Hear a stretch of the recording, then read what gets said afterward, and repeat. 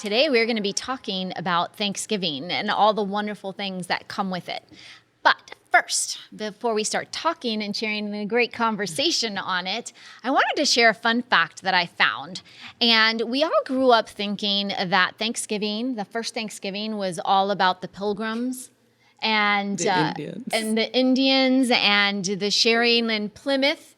And as I was doing research on Florida, I found that actually the first Thanksgiving that goes on record took place in Florida. It was not the one that everyone thinks it is. It was actually, when we celebrate Thanksgiving, we reference back to 1623. However, the first Thanksgiving on record goes back to 1529. And that actually took place in Tampa Bay.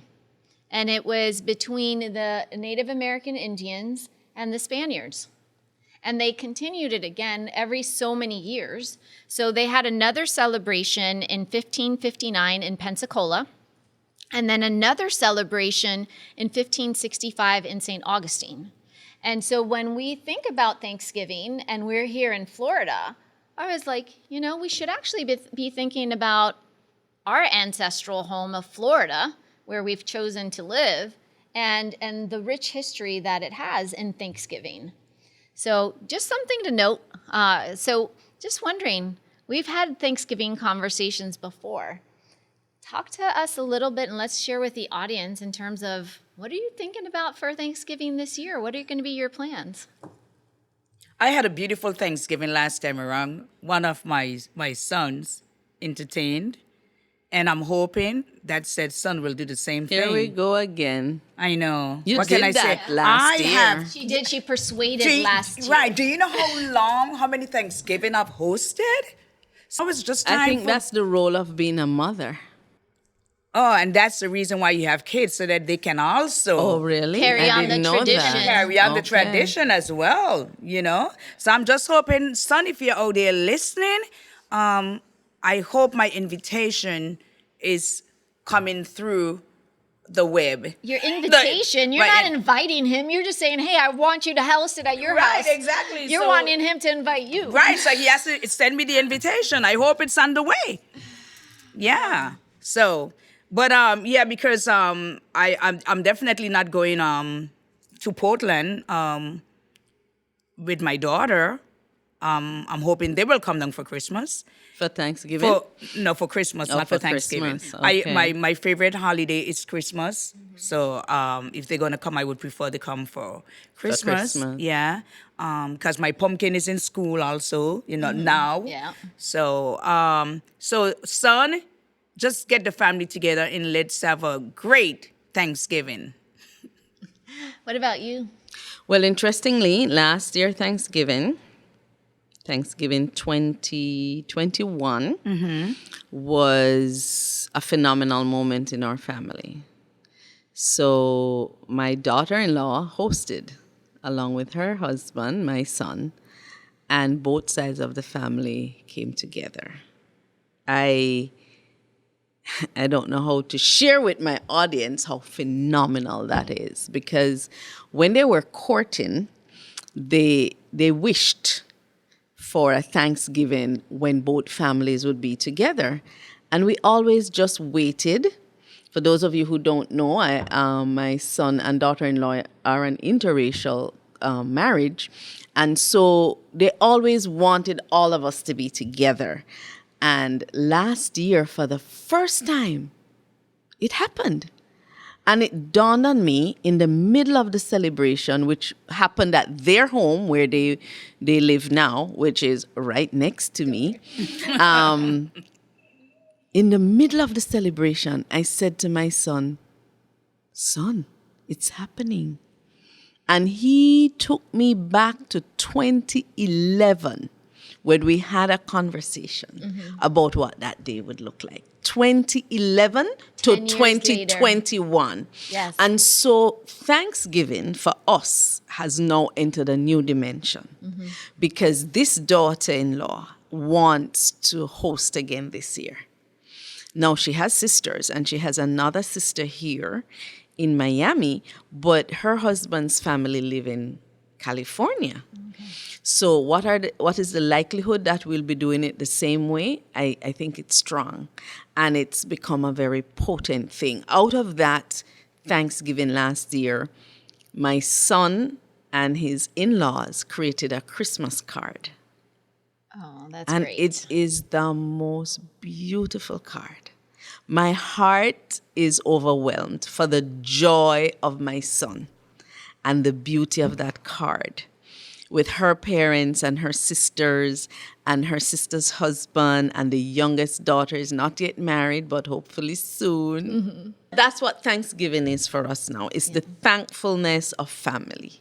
And so I think that's what we'll be doing again. Last year, I think I did the salad and the macaroni and cheese. It's food and family. Yes. You know, my mom is in her 80s, and it's just an age for her. She tends to be isolated, but she's younger than I am. And so it would be nice to have her there, but in the interest of her health and protecting her, maybe she won't be there. If she is, then all of my family would be together this year with her family, with my daughter-in-law's family, and it's going to be big and beautiful. That is beautiful. It's all about I love food. when all the families come together. It's all about food and family. Yeah. Well, we are going to still be doing our tradition that we've done for so many years, where we celebrate Thanksgiving twice, which we absolutely love. So we celebrate the Saturday before Thanksgiving at our home, and we bring together friends and family, because we then take off and go camping for Thanksgiving. And we are ready to do that again with our church family and some friends that have continued to add on to our group. So that's what we'll be doing. We'll be camping in the middle of Florida and enjoying a nice big spread out in the woods. Nice. And do Nice. that. Yeah. Nice. So There's so much to be thankful for. Yes, Yes. there is. so let's go there. Yes. Sandy, what are you thankful for? I'm thankful that we've all made it through COVID. My heart is still full of all the losses. And there are a few losses I haven't investigated, particularly healthcare workers, particularly nurses. But I think as we look on this other side of COVID and we look at each other, we should have a sense of great community, camaraderie, love, caring for each other, because we all went through this crisis together and we didn't have any control. Yes. We thought we had control. We tried to have control by secluding ourselves in our homes and wearing masks and washing our hands, but we had no control. Nobody could control this animal. And here we are learning to live with it. It's going to be a part of our lives, God knows for how long.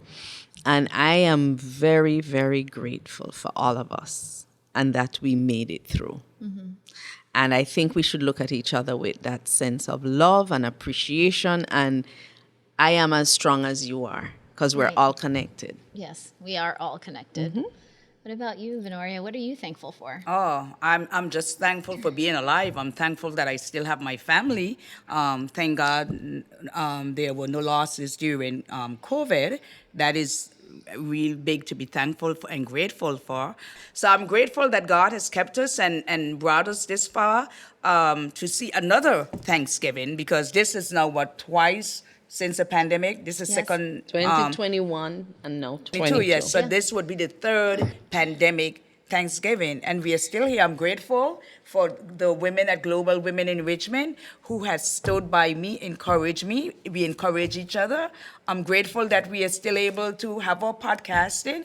I am grateful that we are looking forward to an inaugural event like no other for 2023. Yeah. So, yeah, grateful, grateful, grateful. Yeah, I'm thankful, grateful for the audience, right? Because without our audience, we would Yes. just be talking in an echo chamber.